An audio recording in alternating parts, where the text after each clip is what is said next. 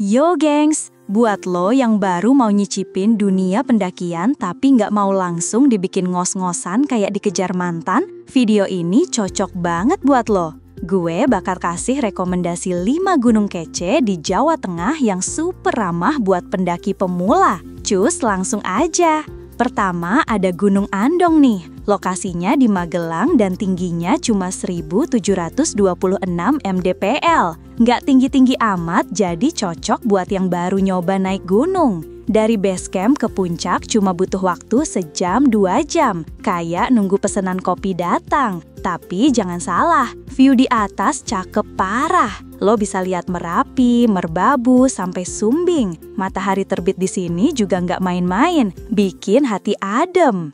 Lanjut ke Gunung Telomoyo. Ini mah lebih santai lagi bro. Lo bisa naik sampai puncak pakai motor atau mobil, serius. Tapi buat yang pengen ngerasain sensasi naik gunung beneran, ada juga jalur trekkingnya kok. Sampai atas, lo bakal disambut pemandangan yang ciamik, kayak Rawa Pening dan Gunung Ungaran. Udara di sini juga sejuk, bikin pikiran fresh. Nah ini dia, Gunung Prau, favoritnya para pendaki pemula. Tingginya 2565 mdpl, tapi treknya nggak bikin lutut goyang. Cuma butuh 2-4 jam jalan santai ke puncak. Di atas, lo bakal dapet bonus golden sunrise yang epic banget. Gunung-gunung lain kayak Merapi, Merbabu, Sindoro, sampai Sumbing nongol semua. Plus hamparan sabana yang luas buat camping seru. Gunung Ungaran juga nggak kalah keren bro. Letaknya deket banget dari Semarang dan tingginya sekitar 2050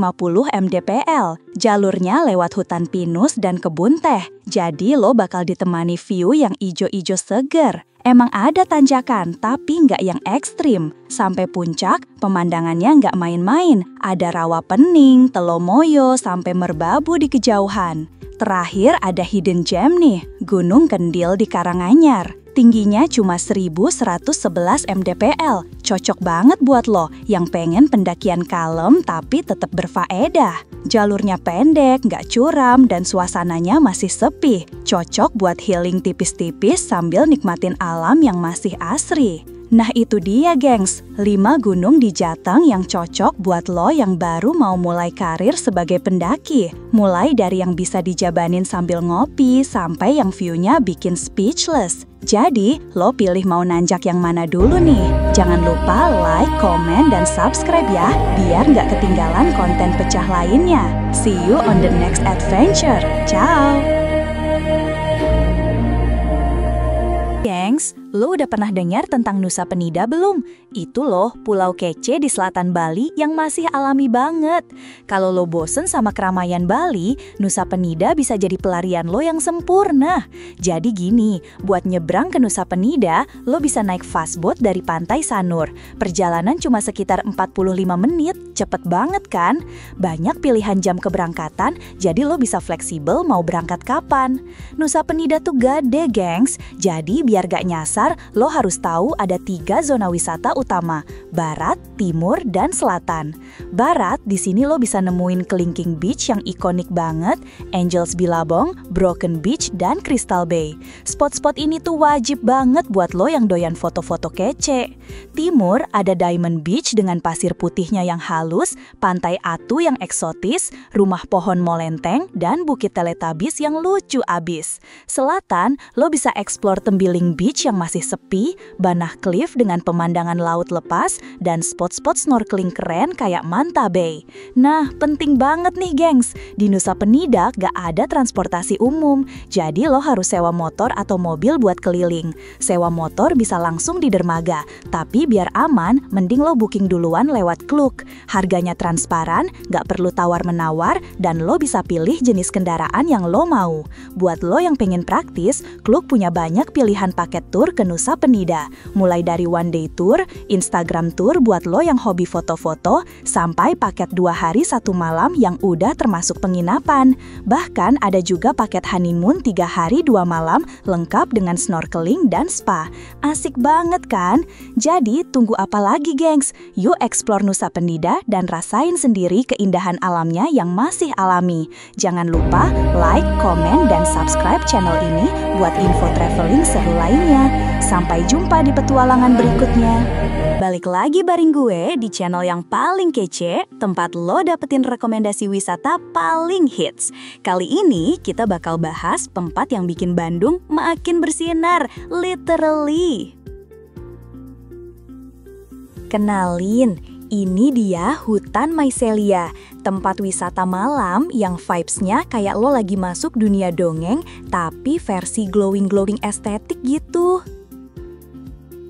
Lokasinya ada di tengah-tengah hutan pinus di Cikole, Lembang, gengs. Jadi begitu lo masuk, udah langsung kerasa suasana magisnya.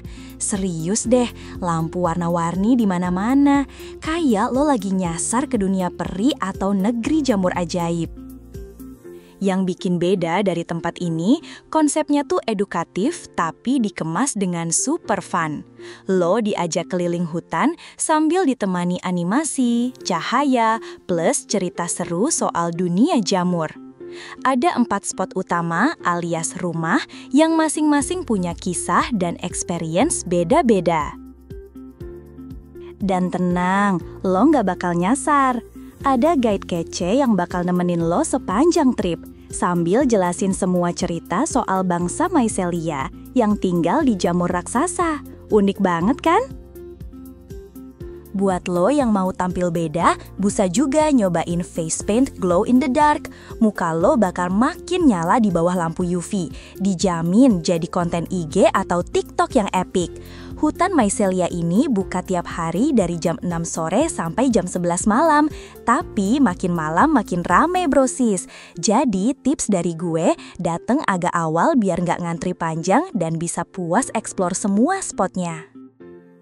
Kalau lo dari pusat kota Bandung, tinggal ngikutin rute jalan IR Hajuanda terus, lanjut ke Dagogiri, masuk ke arah Buniwangi, lanjut aja sampai nyampe.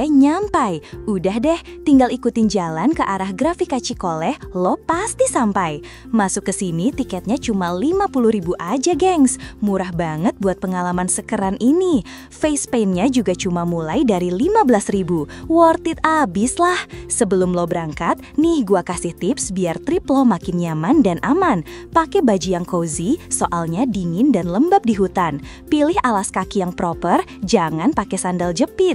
Pastikan kendaraan lo oke, jalannya agak menanjak. Kalau musim hujan, bawa payung atau jas hujan ya. Licin cuy, jangan lupa buang sampah pada tempatnya. Hutan ini keren banget, jangan lo rusakin. Gitu deh gengs, review kita buat Hutan Mycelia, wisata malam paling magical di Bandung. Jangan sampai lo jadi FOMO, buruan ajak teman, pacar, keluarga, siapapun buat ngerasain vibes glowingnya sendiri. Like kalau lo suka, komen kalau lo udah pernah kesini, dan subscribe dong biar lo nggak ketinggalan spot-spot keren lainnya. Sampai jumpa di petualangan selanjutnya. Ciao!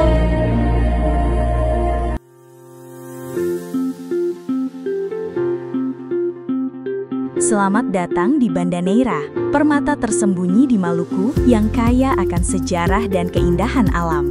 Sebelum Anda merencanakan perjalanan ke sini, mari kita telusuri mengapa pulau kecil ini begitu istimewa. Banda Neira bukan sekadar pulau, ini adalah museum hidup, tempat rempah-rempah seperti pala mengubah peta dunia. Pada abad ke-17, pulau seluas 3 km persegi ini menjadi rebutan bangsa Portugis, Belanda, dan Inggris. Tahukah Anda, pada abad ke-16, 1 kg pala dari Banda Neira setara dengan 7 sapi dewasa di Eropa.